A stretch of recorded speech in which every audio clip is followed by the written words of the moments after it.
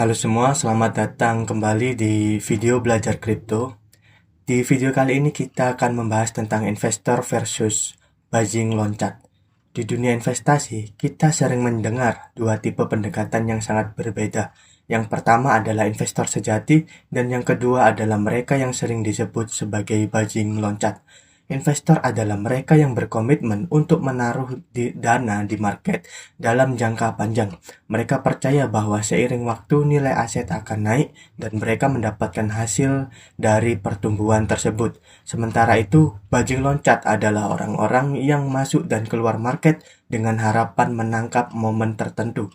Mereka ingin membeli di dasar dan menjual di puncak.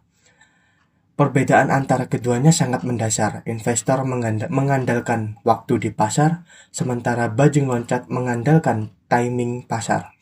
Lalu, apa dampaknya dari dua pendekatan ini terhadap pertumbuhan portofolio? Mari kita lanjut ke slide berikutnya. Nah, di slide ini kita bisa melihat perbedaan hasil antara mereka yang mencoba timing the market, mencari waktu yang sempurna untuk beli dan jual, dengan mereka yang berinvestasi dari waktu ke waktu secara konsisten. Perhatikan ilustrasinya. Ketika kamu berinvestasi dari waktu ke waktu, portofolio kamu mungkin bertumbuh secara perlahan, inkremental, namun terus-menerus dan stabil. Inilah yang disebut sebagai compound growth, atau pertumbuhan majemuk bertambah sedikit demi sedikit tapi efeknya besar dalam jangka panjang. Investor sejati tidak sibuk menebak harga hari ini.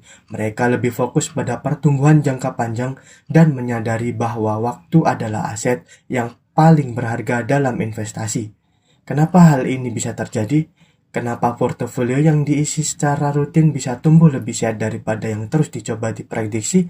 Jawabannya ada di slide berikutnya.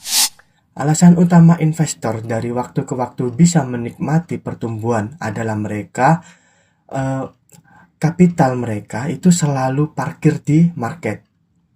Dengan tidak mencoba menebak-nebak waktu terbaik, investor memastikan bahwa dananya selalu bekerja, selalu dalam posisi untuk menikmati pertumbuhan pasar, dividen, yield, atau potensi kenaikan harga. Mereka tidak melewatkan momen penting, seperti market rally atau bull run, karena dana mereka sudah ada di dalam saat momentum itu terjadi. Berbeda dengan bajing loncat yang sering keluar masuk, investor sejati tidak kehilangan waktu atau peluang karena mereka percaya bahwa time in the market lebih penting daripada timing the market.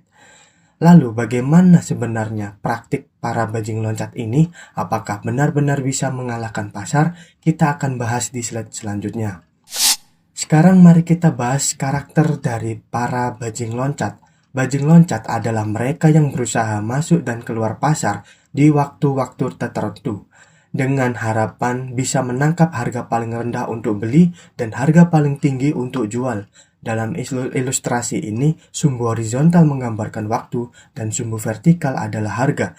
Para bajing loncat ini berharap mereka bisa melompat tepat saat harga rendah dan keluar saat harga tinggi. Mereka sering merasa strategi ini lebih menguntungkan karena jika berhasil, profitnya bisa sangat besar. Namun perlu diingat jika berhasil, dan itu adalah kuncinya.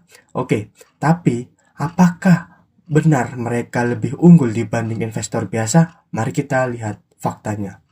Dalam kenyataannya, dari 100 orang yang mencoba menjadi bajing loncat, hanya 3 yang bertahan, sisanya yaitu 97 orang lainnya gagal, dan bahkan tidak pernah kembali lagi ke dunia investasi. Kebanyakan dari mereka kehilangan uang, frustasi dengan volatilitas, atau salah ambil keputusan. Market terlalu kompleks untuk ditebak dengan akurasi konsisten.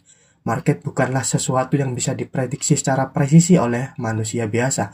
Bahkan, profesional pun sering salah. Makanya hanya sedikit sekali bajing loncat yang benar-benar bisa selamat dalam jangka panjang. Dan alasan mereka gagal sangat jelas, karena kapital mereka tidak selalu berada di pasar.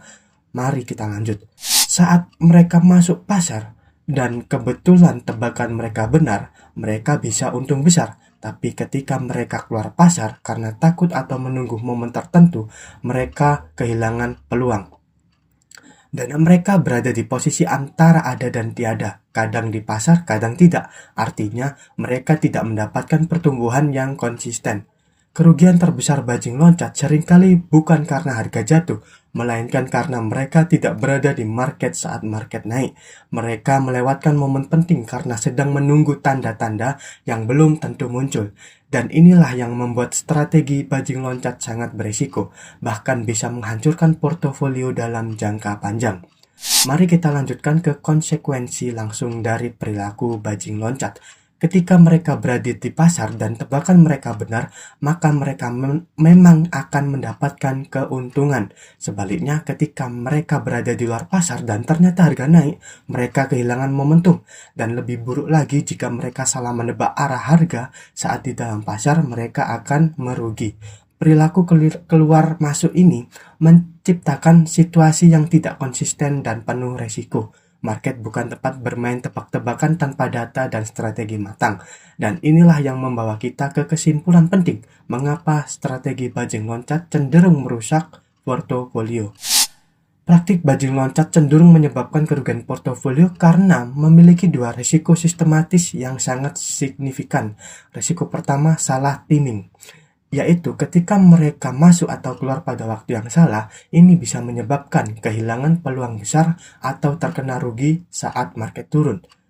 Risiko kedua, salah prediksi arah, yaitu saat mereka menebak arah pergerakan harga yang keliru, mereka beli saat harga turun makin dalam atau jual sebelum harga malah melonjak. Dua risiko inilah yang membuat strategi bajing loncat tidak stabil, tidak pasti, dan sangat menguras mental serta modal. Sementara investor yang disiplin dan konsisten menanamkan modalnya dari waktu ke waktu cenderung melihat pertumbuhan portofolio yang lebih sehat dan tahan banting.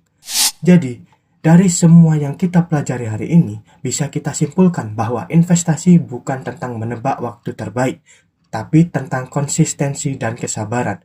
Tanyakan ke diri kalian sendiri, apakah saya sedang membangun kekayaan jangka panjang dengan sabar, atau saya hanya sedang mengejar cuan instan dengan gaya bajing loncat. Kalau kamu ingin membangun portofolio yang kuat dan stabil, mulailah dengan pendekatan jangka panjang. Fokus ke pertumbuhan konsisten, bukan sensasi cepat kaya. Jangan sampai kamu menjadi bagian dari 97% yang jatuh dan tidak kembali. Jadilah investor yang bertahan, bukan bajing loncat yang terbang sebentar lalu hilang di telan market. Kalau kamu suka konten edukatif seperti ini, jangan lupa like, subscribe, dan nyalakan notifikasi. Tulis di kolom komentar. Kamu tim investor jangka panjang atau masih suka lompat-lompat? Sampai jumpa di video selanjutnya. Tetap bijak, tetap belajar, dan tetap cuan.